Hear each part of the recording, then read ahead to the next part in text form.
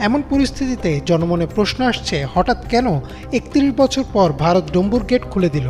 তবে কি হাসিনাকে ক্ষমতাচ্যুত করার প্রতিশোধ নিচ্ছে মোদি? বাংলাদেশের ছাত্র জনতা দিল্লিদাসী হাসিনাকে জয় বাংলা করে দিছে, তার মানে ইন্ডিয়ারে আউট করে দিছে। এইটা সফল করায় ভারত তার প্রতিহিংসা চরিতার্থ করতেছে। আসসালামু আলাইকুম সুপ্রিয় দর্শক বন্ধুরা, এবার শেখ হাসিনা এবং সেই সাথে ভারত সরকার বাংলাদেশকে নিয়ে যেভাবে একের পর এক নানা পরিকল্পনা সাজাচ্ছে, আর সেই পরিকল্পনাতেই বাংলাদেশে প্রথম এমন ভয়াবহ পরিস্থিতির মধ্যে ফেলে দিয়েছে। দর্শক বন্ধুরা, এবার সেই সকল বিষয়গুলোকে কেন্দ্র করে পিনাকি ভট্টাচার্য স্যার বেশ কিছু গুরুত্বপূর্ণ তথ্য তুলে ধরেছেন। গত 5ই আগস্ট বাংলাদেশ থেকে শেখ হাসিনা পদত্যাগের পর ভারত সরকার যেন বাংলাদেশকে নিয়ে একের পর এক নানা গেম খেলতে শুরু করে দিয়েছে, আর সেই গেমের প্রথম ধাপ যেন এবার শুরু করে দিয়েছে ভারত সরকার। তো দর্শক বন্ধুরা, এবার সেই সকল বিষয়গুলোকে কেন্দ্র করে আপনাদের কাছে বেশ কিছু গুরুত্বপূর্ণ তথ্য তুলে ধরেছি। তো দর্শক বন্ধুরা, চলুন আমরা সেই সকল তথ্যগুলো জেনে নেই। অবশ্যই পুরো ভিডিওটি দেখবেন, তাহলে এই সকল বিষয়গুলো পরিপূর্ণ বুঝতে পারবেন। 2 সালের পর প্রথম ত্রিপুরার ডুম্বুর জলবিদ্যুৎ প্রকল্পের বাঁধ খুলে দিছে ইন্ডিয়া, আর তার সাথে খুলে দিছে গজলডোবা বাঁধ। আর বানের পানি বিধ্বংসী রূপে ছুটে আসছে বাংলাদেশের দিকে। ডুবে গেছে জেলার পর জেলা। কিন্তু কেন? কারণ বাংলাদেশকে বন্যায় ডুবাই দিয়া ভারত প্রফেসর ইউনূসের সরকারকে বিপদে ফেলতে চাইতেছে। একই সাথে বাংলাদেশের ছাত্র জনতা দিল্লিদাসী হাসিনাকে জয় বাংলা করে দিছে, তার মানে ইন্ডিয়ারে আউট করে দিছে। এইটা সফল করায় ভারত তার প্রতিহিংসা চরিতার্থ করতেছে। ভারত আর হাসিনা আমাদের যে কোনো বৈধ লড়াইকে জঙ্গি জামাত ট্যাগ দিয়া ডিলেজিটিমাইজ করত। এখন কোনো কিছু করতে না পেরে পাগল হয়ে গেছে। হাসিনার পতনের সাথে ইন্ডিয়া আউটের সাথে কেমনে এই বাঁধ খুলে দেওয়া জড়িত, আসেন সেটা আমরা দেখি। বিরোধী দলের আন্দোলনকে যদি জঙ্গি আন্দোলন হিসেবে দেখানো যায়, তাইলে এর বিরুদ্ধে পশ্চিমা দেশগুলোকে উস্কা দেওয়া যায়, এবং এইটাই করে আসছে আওয়ামী লীগ দিনের পর দিন, যুগের পর যুগ ধরে। ভারতের কপাল খারাপ, সেই সুযোগ পাওয়ার আগেই খুনি হাসিনা প্রাণ নিয়ে পলাই গেছে ইন্ডিয়া। জঙ্গি বয়ান ফেল করলেও ইন্ডিয়া কিন্তু একই বয়ান এখনো চালায় যাইতেছে, কারণ সে জানে কোনো উপায়ে পশ্চিমা বিশ্বকে যদি বোঝানো যায় যে জঙ্গিরা বাংলাদেশের ক্ষমতার কেন্দ্রে এসে পড়ছে, তাইলে সে বাংলাদেশে হস্তক্ষেপ করলে পশ্চিম সম্ভবত সেটা মেনে নেবে। যেমন তারা 7ই জানুয়ারির দামি নির্বাচনকেও প্রকৃতপক্ষে মেনে নিছিল। প্রফেসর ইউনূস দেশের ক্ষমতা গ্রহণ করায় ভারত এবং তার গোয়েন্দা সংস্থারও একটা বড় মুশকিল পড়ে গেছে। তারা তাকে জঙ্গি বইলা দুনিয়াতে প্রোপাগান্ডা করতে পারতেছে না। প্রফেসর ইউনূস জঙ্গি এই কথাটা স্বয়ং মোদি নিজেও বিশ্বাস করতে পারবে না। সুতরাং তারা নামছে এমন এক কাজে যেন প্রফেসর ইউনূসের সরকারকে ক্রমাগত বিপদে ফেলা যায়, এবং তারা এই কাজ করে যাবে, দিনের পর দিন করবে, একটার পর একটা করে যাবে। এই বন্যায় ব্যাপক ক্ষয়ক্ষতি হবে, ফসল ডুবে গেছে, খামার ধ্বংস হয়েছে, গবাদি পশু মারা গেছে, প্রচন্ড খাদ্যাভাব দেখা দেবে, মানুষজনকে সরাইতে হবে, এবং পুরা প্রশাসন পুরা সরকার এই বন্যার ধকল সামলানোর কাজে ব্যস্ত হয়ে যাবে। এই অর্থনৈতিক ধাক্কা সামলানো খুব কঠিন হয়ে যাবে। তার মধ্যে তো হাসিনা দেশকে পুরোটা ফোপড়া বানাই দিছে। এখন তাদের একটাই মিশন, তা হইল প্রফেসর ইউনূসের সরকারকে যেভাবে পারে বেকায়দা ফেলা। এই বাঁধ খুলে ডুবায় দেওয়া তারই একটা পদক্ষেপ। এই বন্যা পরিকল্পিত বন্যা, এটা কোনো প্রাকৃতিক দুর্যোগ না। কোনো সতর্কতা ছাড়া একবারে বাঁধ খুলে জনপদের পর জনপদ ডুবাই দিছে। আইন অনুসারে এটা করতে পারে না, কিন্তু সতর্কতা দিতে হবে এবং ধীরে ধীরে পানি ছাড়তে হবে, এটাই নিয়ম। এটা প্রতিহিংসা। আর এইটা আমরা ভারতের মিডিয়ার হেডলাইনে দেখতে পাই। দেখেন কি লিখছে, কি নির্মম রসিকতা। অবশ্য আমাদের পোলাপানেরা ওই রসিকতার পরে ওই ওয়েবসাইটে জয় বাংলা করে দিয়েছে হ্যাক কইরা। তো যাই হোক, আমরা কি ভারতের এই প্রতিহিংসার মুখে বসে থাকবো? না, এইটার দাঁত ভাঙা জবাব দিতে হবে। এর দাঁত ভাঙা জবাব হিসেবে আমরা টোটাল ইন্ডিয়া বয়কটের ডাক দিচ্ছি।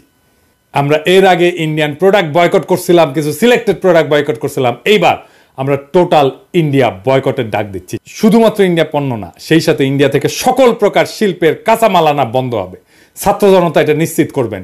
তৃতীয় দেশ থেকে কাঁচামাল আনলে খরচ যদি কিছুটা বেশিও পড়ে, সেইটা আওয়ামী চাঁদাবাজি বন্ধ হয়, শিল্পের মালিকানা পুরোপুরি পুষায় নিয়েও লাভের খাতায় কিন্তু থাকবেন। আমাদের সাপ্লাই চেইন ইন্ডিয়া থেকে সরায় নেওয়ার এটাই মোক্ষম সময়। একই সাথে ভারতের সকল এয়ারলাইন্সকেও বয়কট করা হলো।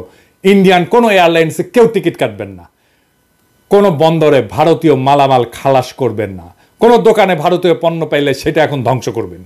আমরা এর আগে বলছিলাম তুলে নিতে বলবেন, না রাখতে বলবেন, কিন্তু এখন বলতেছি এটা ধ্বংস করবেন। কোনো ভারতীয় পণ্য বহন করবেন না, কোনো পরিবহন যেন না পায় পণ্য নিয়ে আসার জন্য।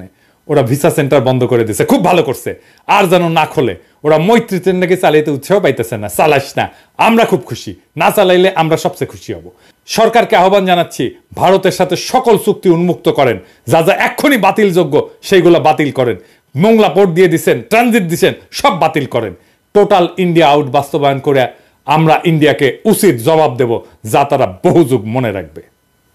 আর কি করব? ইন্ডিয়া শুকনা মৌসুমে কখনোই চুক্তি মোতাবেক আমাদের পানি দেয় নাই, অথচ বর্ষার সময় আমাদের পানিতে ডুবায় মারে। ভারতের এই জঘন্য খেলা বন্ধ করার এটাই সময়। ভারতের কাছে পানি পাওয়া, যেটা আন্তর্জাতিক আইনে আমাদের প্রাপ্য, তার আশা করা বাতুলতা। আমাদের সামনে একটাই টেকসই দীর্ঘমেয়াদী সমাধান আছে। কি সেটা?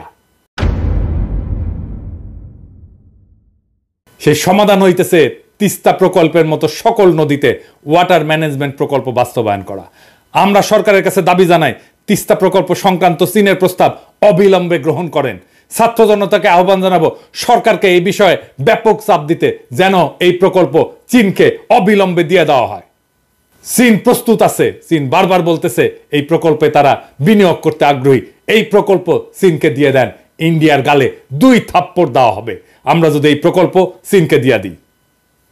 ফাইনালি ভারত বন্ধু আর ভারতকে কিছু আখেরি কথা বলতে চাই, কান খুইলা শুনে রাখেন। অনেকে মনে করেন ভারত বড় দেশ, আমাদের ঘিরা আছে, হুরে বাবা, হ্যাঁ আমাদের খায়া ফেলবে। হ্যাঁ জিনা, ভারত আমাদের ঘিরা নাই, আমরা ভারত দিয়ে বেষ্টিত না। ভারত বরং চারিদিকে শত্রু রাষ্ট্র দিয়ে বেষ্টিত। সরাসরি শত্রু না হইলেও তারা ভারতের বন্ধু না, যারা ভারতকে বেষ্টন করে আছে। ম্যাপটা খুলে দেখেন, একদিকে পাকিস্তান, চীন, নেপাল, বাংলাদেশ, আর ওইদিকে মায়ানমারের গণতন্ত্রকামীরা জিতে গেলে ওরা বাম্বু দেবে ইন্ডিয়াকে সকাল বিকাল। ইন্ডিয়াকে ঘিরে ফেলা হয়েছে চারিদিক থেকে, চারিদিকে ওর হোস্টাইল টেরিটরি। আর আমরা তিস্তার চায়নাকে ডেকে না চিকেন নেক চাইপা ধরবো। 15 বছর ফ্যাসিবাদের ঘানি টানাইছে ইন্ডিয়া, এইটার মূল্য ইন্ডিয়াকে চুকাইতে হবে কড়ায় গন্ডায় আগামী 50 বছর ধইরা। একটা কবিতা ছিল, মুক্তিযুদ্ধের সময় লেখা হয়েছিল, সেই কবিতা আমরা আবার পড়ব। তুমি আমার আকাশ থেকে সরাও তোমার ছায়া, তুমি বাংলা ছাড়ো। তুমি আমার বাতাস থেকে মোছো তোমার ধুলা, তুমি বাংলা ছাড়ো। তুমি আমার জলস্থলের মাদুর থেকে নামো, তুমি বাংলা ছাড়ো। শত্রু দেশের সাথে কোনো ডিলিংস না, ইন্ডিয়ার সাথে কোনো ডিলিংস না। যারা শত্রু দেশের সাথে হাত মিলাবে তাদের ক্ষমা নাই।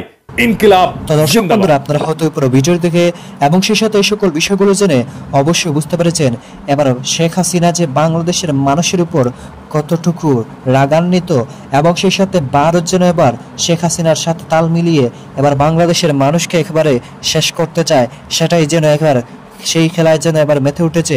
তো দর্শক বন্ধুরা, আপনারা পিনাকি স্যারের এই সকল আলোচনাগুলো শুনে আপনারা কি বুঝতে পেরেছেন? তবে কি এই ঘটনাগুলো, এই সকল পরিস্থিতির কারণে একমাত্র মূল কারণ হচ্ছে শেখ হাসিনা? অবশ্যই কমেন্ট করে জানিয়ে দিবেন। তো দর্শক বন্ধুরা, আপনারা পুরো ভিডিও দেখে এবং সেই সাথে এই সকল বিষয়গুলো জেনে আপনাদের কাছে কেমন লেগেছে অবশ্যই কমেন্ট করে জানিয়ে দিবেন। তো দর্শক বন্ধুরা, ভালো থাকুন, সুস্থ থাকুন।